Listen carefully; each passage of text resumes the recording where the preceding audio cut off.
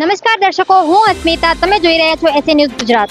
દર્શકો, આજે SA news ગુજરાતની ટીમ આવી છે કચ્છ જિલ્લાના ભુજ શહેરમાં. એ તમે પાછળ જોઈ શકો છો જિલ્લા સેવા સદન, એટલે કે આ કલેક્ટર સાહેબની કચેરી છે. અહીં તમે પાછળ જોઈ પણ શકો છો કે બહુ ભીડ લાગેલી છે.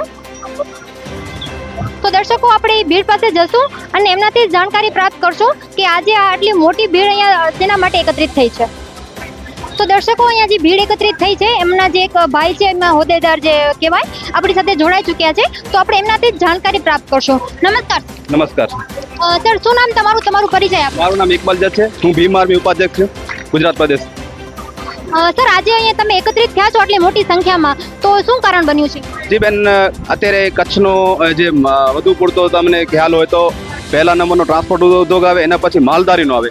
કચ્છ જે માલધારીથી ઓળખાય છે, અને એ માલધારીઓને જ્યારે જે ઘેટા બકરાઓ લઈને આવી રહ્યા છે ત્યાં સરહદ ઉપર પીઆઈ દ્વારા વારંવાર હેરાન કરવામાં આવી રહ્યો છે, ખોટી રીતે કન્નડગત કરી દેવામાં આવી છે. આ જે અત્યારે માલધારીઓ છે તેમાં કોઈ એવું નથી કે કોઈક ફક્ત કોઈ એક સમાજ હોય. તેમાં માલધારી સમાજમાં હિન્દુ આવી જાય, મુસ્લિમ આવી જાય, અન્ય સમાજ તમામ લોકો સાથે આવી અને એક સાથે આવી અને કચ્છ કલેક્ટર સાહેબના ગુહાર લગાવી છે કે સાહેબ, અમે તમામ નીતિ નિયમો પાડી રહી છે. જે જીવદયાના નામે અમને હેરાન કરવામાં આવી રહ્યા છે. અમે જે ગાડીમાં લઈ આવીએ છીએ એનામાં પૂરતા સામાન હોય છે, પરમિશનો તમામ હોય છે. અગર કદાચ કોઈ પરમિશન નથી તો તમે અમને ગાઈડલાઈન બહાર પાડો, જેથી અમને ખબર પડે. કારણ કે અમે આંબળ લોકો છીએ, માલધારી સમાજના લોકો કહી રહ્યા છે. અને હું એટલું કહેવા માંગુ છું, એ જ ચેકપોસ્ટ ઉપર અગર એટલી તમે નિયમોની વાતો કરી રહ્યા છો તો કેમ દારૂ આવી રહ્યું છે, કેમ ડ્રગ્સ આવી રહ્યું છે? તેવા લોકોને રોકો ને. આ માલધારી સમાજ છે. તમે જે રૂમમાં, એસીના રૂમમાં જે તમે ચાય પીઓ છો, જે કોફી પીઓ છો, જે દૂધ પીઓ છો, તે માલધારી લઈ આવે છે. સવારના 3 વાગે ઉઠી અને સાંજ સુધી માલધારી પોતાના રોજીરોટી માટે હેરાન થઈ રહ્યા છે. તમે એ લોકોને હેરાન કરી રહ્યા છો. એટલા માટે આજે કચ્છ કલેક્ટર સાહેબને રજૂઆત કરી કે સાહેબ, અમને અગર કોઈ નીતિ નિયમો નથી તો બહાર પાડવામાં આવે ગાઈડલાઈન, અને ખોટી રીતે હેરાન કરવામાં ના આવે. અગર જો વારંવાર હેરાન કરવામાં આવે તો એ લોકોનું કહેવું છે કે અમે 50 ડિગ્રીમાં તડકામાં પોતાના માલ માટે હેરાન થતા હોઈએ તો પોતાના હક અધિકારો માટે ધોક તડકામાં ડામર રોડ ઉપર પોતાના હક અધિકારો માટે જે અમને સંવિધાનિક હક અધિકારો આપ્યા છે એના માટે પણ ઉતરવું પડશે, તો પણ ઉતરશું.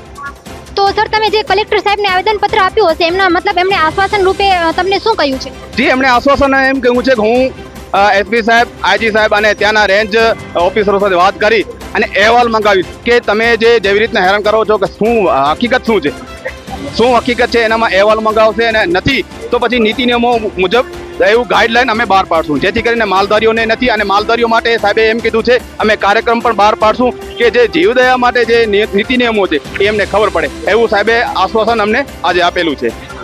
ધન્યવાદ.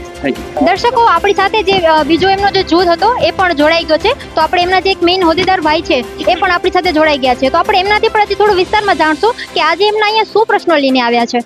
નમસ્કાર. જી બેન, અમારા પ્રશ્ન તો એ છે કે આટલો મોટો વર્ગ આટલી ગરમીમાં 50 ડિગ્રીમાં જો ગરમી ચાલતી હોય તો બેન, એક તો વિચાર કરજો જંગલમાં કેટલી ગરમી હશે.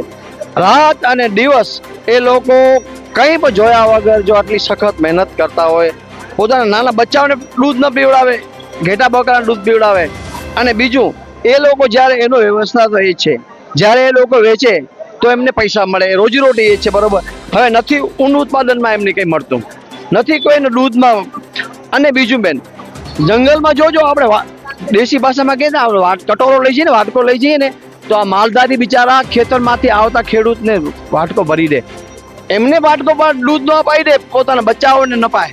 એટલી ઉદારતા આ વર્ગ ધરાવતો હોય તો બેન, આ માલધારી વર્ગ આટલો ઉદાર હોય અને એના સામે અન્યાય થતો હોય તો કેમ ચાલે? કારણ કે હમણાં જ આ દેશમાં જે આપણે પીએસઆઈ સાહેબે એમને ગાડી પકડી, બરોબર. આ તો એ લોકો પૈસાથી ખરીદતો હતો વેપારી, અને આ લોકો પોતાનો માલ વેચ્યો, સ્વતંત્ર છે. પણ એક વસ્તુ છે બેન, હું એક કહેવા માંગુ છું, આ બુટલેગરો આવી રહ્યા છે, દારૂ વેચી રહ્યા છે, જેમને તેમ બેફામ ગાડી ચલાવી રહ્યા છે, બરોબર. જુગાર મોટા અड्डाઓ છે, ડ્રગ્સ પ્લસમાં જે રેતી ચોરી થાય, જે ખનીજ ખાતામાં કોઈને ખબર નથી પડતી હોય, બધી ખબર છે. એમાં શું છે બેન, રાજકારણ ભરેલું છે. તો આમાં રાજકારણ ભરાવી અને એમને ન્યાય આપો. અમારો એક જ મુદ્દો છે કે એમને ન્યાય આપો. ન્યાય એક કે એમને કોઈ પણ ચેકપોસ્ટ ઉપર રોકવામાં ના આવે. બીજું, એક ઠરાવ હોવો જોઈએ બેન કે બધા ગ્રામ પંચાયતમાં એક એમનો પેપર હોવો જોઈએ, લેટર પેડ હોવો જોઈએ જ્યારે એ માલધારી પોતાનો માલ વેચે ત્યારે લેટર આપી દેજો તો ક્યાંય એને કનડગત ન થાય. આ તો કનડગત બેન એ કરી રહ્યા છે. એક તો બુટલેગરો છે વચમાં કે કાંઈ ને કાંઈ આપણને મળશે. ગાયોના બચાવ માટે ખાલી ગૌચરવાળા નામ એમનો ગાયોનો અને 2 ઘેટા લઈ જાય. બિચારા જાય ક્યાં? માલધારી ક્યાં છે? આપી દે, કારણ કે એની મજબૂરી છે. કારણ કે એક વસ્તુ છે બેન, આ વર્ગ છે ને અભણ છે, એટલે થોડેક અભણતાના કારણે એ લોકો ડરે પોલીસથી, અને પોલીસ એનો સાહેબ રૂબાબ જમાવશે. એ રૂબાબ ન હોવો જોઈએ. રૂબાબ તો હું કહું છું કે પોલીસવાળા હો, તમે બુટલેગરો સામે કરો, આ મોટા જે ખોટા ધંધા કરે છે એમના સામે કરો. આ તો પ્રજા એવી છે, એના પર દયા રાખો. અને યાદ રાખજો, આ પ્રજા ઉપર દયા નહીં રાખો તો તમારા આવનારા સમયમાં તમારા પુત્ર છે ને વિકલાંગ થશે, વિકલાંગ અડધા પાગલ થશે, તમારા ઘરમાં શાંતિ નહીં હોય. કારણ કે આ જુઓ તો ખરા, ચોમાસો હોય, ભર ચોમાસો હોય ને બેન, ત્યારે એ લોકો ભીંજાવતો હોય, બરોબર? આટલી મોટી ગરમીમાં એ લોકો વગડામાં હોય, કડકડતી ઠંડીમાં બિચારા સૂતા ન હોય. અને બીજું, ગમે એવો જંગલ હોય સૂઈ જાય. ક્યાં જાય? એનું ઘર તો હોય નહીં, એમના પાસે કોઈ ડોલની ખાટલા તો હોય નહીં, બરોબર? પટમાં પથારી કરતો. આટલા વર્ગમાં જો આટલી મહેનત કરી, સખત મહેનત કરી કમાવતા હોય તો બેન એમને ન્યાય આપવું જોઈએ. સરકારશ્રીને એક વિનંતી છે કે આ બુટલેગરો બંધ કરે, બુટલેગરાઈ બંધ કરાવી અને સીધો જે પણ જ્યાં જ્યાં જાય છે PSI કે મોટા હોદ્દેદાર કોઈ રોકે નહીં, એ લોકો ન્યાય આપે. હા તો સર, તમે આજે અત્યારે કલેક્ટર સાહેબને આવેદનપત્ર આપ્યું છે, તો કલેક્ટર સાહેબે તમને મતલબ કે આશ્વાસન રૂપે મતલબ શું કહ્યું છે? જી બેન, અમને કલેક્ટર સાહેબે બહુ સારી રજૂઆત કરી કે અમે SP સાહેબ દ્વારા અમે ત્યાં આડેસરમાં જે બનાવ બન્યો એના ઉપર સખત પગલાં લઈશું. છતાં અમે કહીએ છીએ, જો પગલાં લેવામાં નહીં આવે તો પાછો સમાજ છે, આ માલધારી સમાજ પાછો રોડ પર આવી જશે. ને એ ચીમકી નથી, યાદ રાખજો, બધા ચક્કાજામ થઈ જશે. કારણ કે આ દેશ સ્વતંત્ર છે, આ દેશ છે ને એ બધા આ નાગરિકો અહીંયાના ભારતના જ છે, કોઈ વિદેશ નથી આવ્યો. બેન, એક તો હક એમને મળવો જોઈએ. હવે પહેલો પ્રશ્ન એ જ મારા મનમાં બેસી રહ્યો છે કે સરકારશ્રી ફ્રીમાં મફતમાં દવા આપતી હોય, જ્યારે ઘેટા બકરા બીમાર થતા હોય, રોગચાળો આવતો હોય, ત્યાંથી ફ્રીમાં આવતા હોય તો સાહેબ ત્યાંના ડોક્ટરો પૈસા લઈ લે છે. શું કામ? સરકારશ્રી પૈસા આપતા હોય, સરકારશ્રીની દવા મફતમાં આવતી હોય તો ત્યાંથી લાચ લીધું શું કામ? ભગવાને તમને બધું આપ્યું છે, નોકરી આપી છે.